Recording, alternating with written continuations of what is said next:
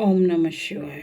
आज मैं आपको एक कहानी सुना रही हूँ जिसका टाइटल है एक गरीब लड़की सपना ऐसा देखती है कि जिससे खुद का ही भला ना हो पूरे गांव का भला हो जाए। एक गरीब लड़की का सपना जिससे पूरे गांव की किस्मत बदल जाए। और आज की कहानी आपका दिल छू जाएगी। क्या आपने कभी सोचा है कि एक छोटी सी लड़की पूरे गांव की किस्मत बदल सकती है? पॉसिबल है। और कहानी की शुरुआत ऐसे है। एक छोटे से गांव में सीमा नाम की एक लड़की रहती थी। उसके घर की हालत बहुत ख़राब थी। उसके छत से पानी टपकता था। लेकिन सीमा एक बहुत बहादुर और बहुत नेक दिल बच्ची थी। सीमा का सपना था कि मैं पढ़ लिख कर बहुत कुछ करूं। हर दिन स्कूल जाती, चाहे उसे नंगे पैर जाना पड़ता फिर भी वह स्कूल जाती, अपना स्कूल नहीं छोड़ती थी। एक दिन एक टीचर ने पूछा, सीमा तुम रोज स्कूल नंगे पैर आती हो, क्या तुम्हारे पैरों में दिक्कत नहीं होती? तो उसने कहा कि मैडम, मैं अपने घर और गांव की ज़िंदगी को बदलना चाहती हूँ।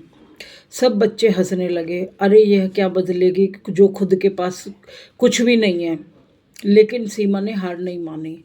संघर्ष। जब रात को वह सब सो जाते परिवार के, तब वह छोटा सा दीपक जला के अपनी पढ़ाई करती।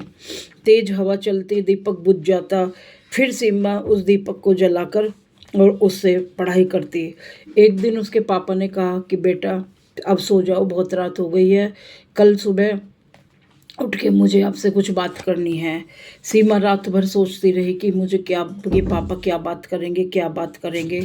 और अगले दिन जब सुबह हुआ तो सीमा ने पापा से पूछा, पापा आपको क्या बात करनी है? तो पापा ने कहा, बेटा अब मेरा इतना बजट नहीं है कि मैं आपको पढ़ा सकूं, आप आज से स्कूल बंद कर दो। यह सुनकर सीमा की आंखों से आंसू टपकने लगे और वह रोती रही। कुछ देर बाद आंसू पोंछे और उसने हिम्मत नहीं हारी, अपने पापा से कहा कि पापा मुझे थोड़ा सा टाइम दे दो बस, फिर जैसे आप कहोगे मैं वैसे आपका कहना मानूंगी। और टर्निंग पॉइंट। सीमा ने पापा ने कहा कि ठीक है बेटा, मैं और थोड़ी मेहनत कर लूँगा। सीमा ने पढ़ाई में दिन रात एक कर दिया। एक दिन उसका परीक्षा का टाइम आया और वह अपने मम्मी पापा का आशीर्वाद लेकर, भगवान का आशीर्वाद लेकर शहर में एग्ज़ाम देने चली गई। और एग्ज़ाम देने से पहले उसने हाथ जोड़कर भगवान से बोला, हे प्रभु, ये लास्ट चांस है, अगर आप मेरा साथ दे सको तो दे दो, वरना मेरी ज़िंदगी यहीं ब्लॉक हो जाएगी और मैं बहुत कुछ करना चाहती हूँ, अपने लिए नहीं सबके लिए। तो उसने हाथ जोड़कर अपना मन से पेपर देना शुरू करा और वह घर आ गए। फिर कुछ दिन बाद में उसका रिजल्ट आया और शहर से टीचर अपनी टीम के साथ आए और उस सीमा के घर आकर वो उसके पापा से पूछा, सीमा कहाँ है? उन्होंने सीमा को बुलाया और प्रिंसिपल सीमा के गले लग गई और बोलने लगी कि सीमा, तुमने आज मेरा सीना चौड़ा कर दिया है और पूरे स्कूल में तुमने टॉप किया है। और उनके पापा सुन रहे थे वही बातें और सीमा प्रिंसिपल से लिपट कर खूब रोई। फिर अपने पापा के पैर छुए और कहने लगे कि पापा, ये सब आपकी वजह से हुआ है, ना आप मुझे टाइम देते ना मेरा एग्ज़ाम ऐसा होता। उसके बाद उसके पापा और वो सब चले गए मिठाई खा के खिला के। और उसके बाद उसके पापा बहुत चिंतित होने लगे। और एक दिन रात को 2 बज गए, वो बाहर खड़े हुए देख रहे थे, आसमान को देख रहे थे और अपने आप को दोषी ठहरा रहे थे कि क्या करूं भगवान, आज मैं अपनी बेटी को पढ़ा भी नहीं सकता। अब उसने पूरा स्कूल में टॉप आई है, आगे की पढ़ाई। तो वह गई और पीछे से जाके अपने पापा को कस के दबा लिया और कहने लगी कि पापा आप टेंशन मत करो, जहाँ इतना हुआ है आगे भी होगा। अगले दिन फिर एक डाकिया आया और उसने सीमा के पापा को एक लिफाफा दिया और साइन करवा के चले गए। पापा ने कहा इसमें क्या है, तो सीमा कह रही मुझे नहीं पता।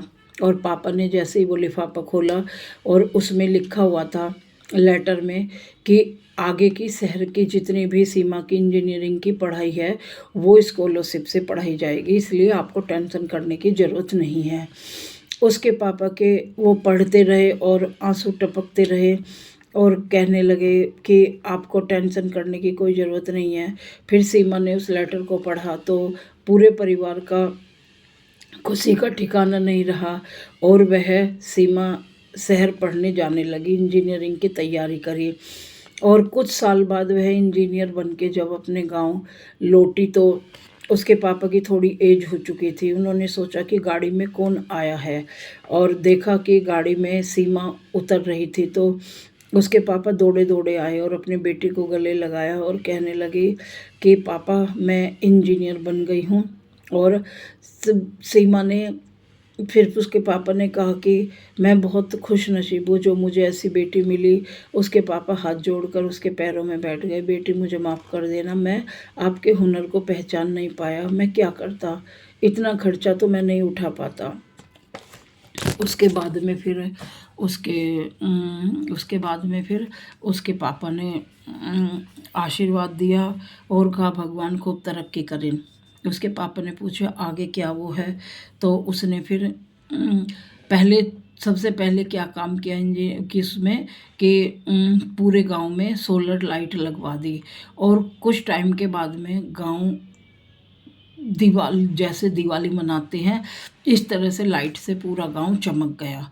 और सभी गांव के बड़े बुजुर्ग बच्चे सब इतने खुश हुए और सब गीता की जय जयकार करने लगे। और गीता ने कहा कि मैं शहर पढ़ाई नहीं करने जाऊंगी, वो शहर जॉब नहीं करूंगी, मैं अपने गांव को इतना ऊंचा उठाऊंगी कि सब देखते रह जाएं। और फिर बुजुर्ग आए, उन्होंने गीता का सम्मान किया और पूछा आगे क्या बेटी तूने अपने लिए कर दी, लेकिन ये ऐसे क्यों किया। उसने कहा कि मैं चाहती हूँ कि जैसे मैंने दिए में पढ़ाई करी है, कोई भी गांव का स्टूडेंट दीपक में ना पढ़ाई करे, लाइट में करे। और छोटी सी रोशनी ने इतना बड़ा उजाला कर दिया। तो दोस्त आपको ये कैसे लगे और बताना पूरा गांव।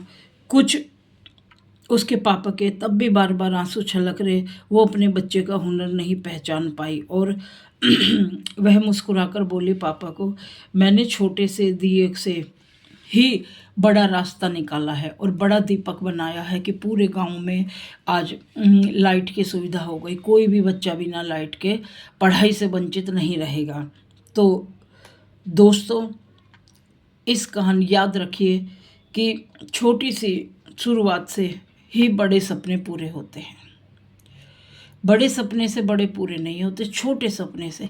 आप सीढ़ी हैं, सबसे ऊपर की सीढ़ी पे तुरंत नहीं पहुंचोगे, सबसे पहले तो आपको नीचे पहली सीढ़ी पे ही कदम रखना पड़ेगा, तब ही ऊपर जा पाओगे। तो इससे हमें क्या शिक्षा मिलती है कि अगर मन में हमने सपने देखे हैं तो अगर हम अपने मन में ठान लें तो हम उन सपनों को पूरा कर सकते हैं। दोस्तों कृपया बताइए आपको कहानी कैसी लगी और आपने इससे क्या सीखा। और अगर आपको कहानी अच्छी लगी है तो प्लीज़ लाइक और सब्सक्राइब कीजिए। मिलते हैं अगली कहानी में।